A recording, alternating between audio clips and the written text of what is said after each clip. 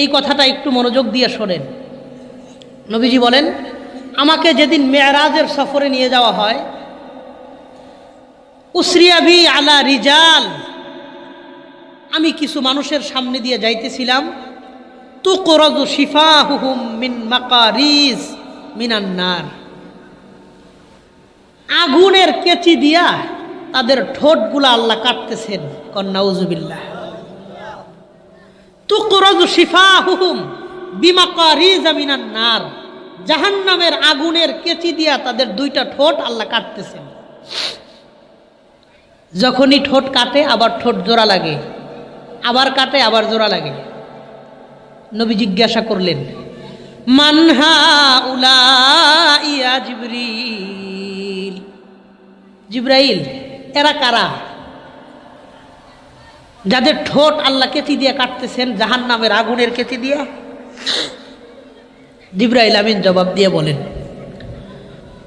উলাইকা খুতাবাউ উম্মাতিকা ইয়া রাসূলুল্লাহ আল্লাযীনা ইয়া'মুরুনা আন-নাসা বিল বিররি ওয়া তানসাউনা আনফুসাকুম ওয়া ইয়ানসাউনা আনফুসাহুম।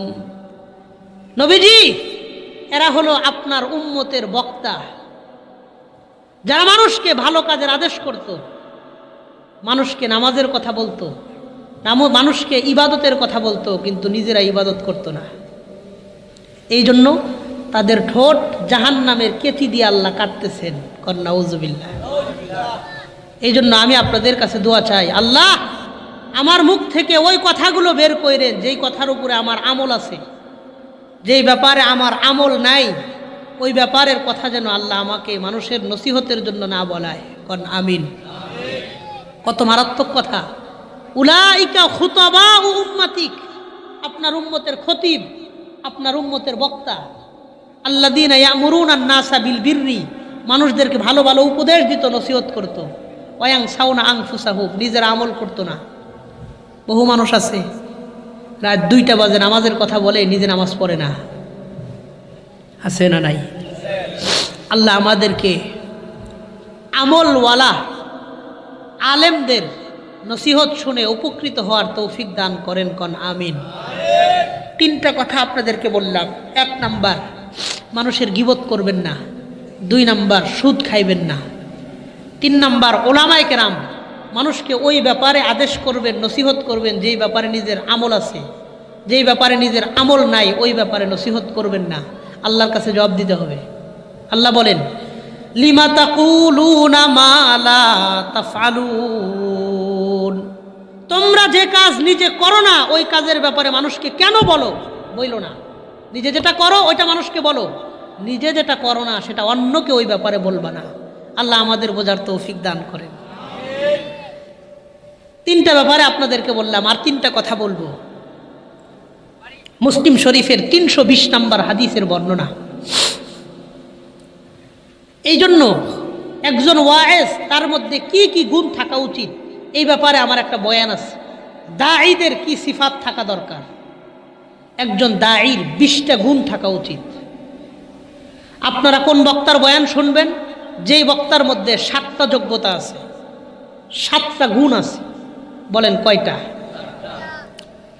7টা গুণ যার মধ্যে আছে তার বয়ান শুনবেন, উপকৃত হবেন। 1, যার মধ্যে ইখলাস আছে। প্রত্যেকটাই হাদিস আর আয়াতের মধ্যে অনেকগুলো আয়াত হাদিস আছে, ওটা আমার বিষয়বস্তু না, এই জন্য গেলাম না। 1, যার মধ্যে ইখলাস আছে। 2, যিনি দাওয়াত দেওয়ার ক্ষেত্রে নিজেকে নবীজি সাল্লাল্লাহু আলাইহি ওয়াসাল্লামের ওয়ারিস মনে করে। 3, যিনি দাওয়াতের ময়দানে কষ্ট করে। 4, যিনি মানুষের জ্ঞান অনুপাতে কথা বলে। কাল্লিমুন নাস আলা কদরি উকুলিহিম, মানুষের জ্ঞান অনুপাতে কথা বলা, এটা একজন দায়ীর যোগ্যতা, তার গুণ। 4, 5 নাম্বার, যিনি সুনিশ্চিত জ্ঞান নিয়ে কথা বলেন। 6 নাম্বার, যিনি মানুষের জন্য হেদায়েতের দোয়া করে, শুধু বলে না, রাত্রে গিয়া কান্নাকাটি করে দোয়াও করে। নবীজি সাল্লাল্লাহু আলাইহি ওয়াসাল্লাম দাওয়াতের পাশাপাশি আল্লাহর কাছে দোয়া করছেন, আল্লাহ হযরত ওমর আর আবু জেহেল এই 2 জনের একজনকে আপনি ইসলামের জন্য কবুল করেন। তো দেখা গেছে দাওয়াতের মাধ্যমে যেই কাজ হয় নাই, দুয়ার মাধ্যমে ওই কাজ হয়েছে কি হয় নাই? হয়েছে। এই জন্য দাওয়াত যেমন গুরুত্বপূর্ণ, দুয়াও গুরুত্বপূর্ণ। আপনি যাকে দাওয়াত দিবেন তার জন্য দুয়াও করবেন, আল্লাহ আমি যাইতেছি, আমার কথার মাধ্যমে মানুষের দিল পরিবর্তন করে দিয়েন, মানুষের আমলের উন্নতি করে দিয়েন। তো দোয়া করা। 7, যেই ব্যক্তি নিজের কথার উপর আমল করে ওই বক্তার বয়ান শুনবেন, তাইলে আপনাদের কিছু তাসির হবে, কিছু পরিবর্তন হবে। এই 7টা যোগ্যতা যার থাকে তার বয়ানে মানুষের ফায়দা হয়। আল্লাহ আমাদের বক্তা শ্রোতা সবাইকে ভালো আর আমলি কথাগুলোর উপরে আমল করার তৌফিক দান করেন, বলেন আমিন।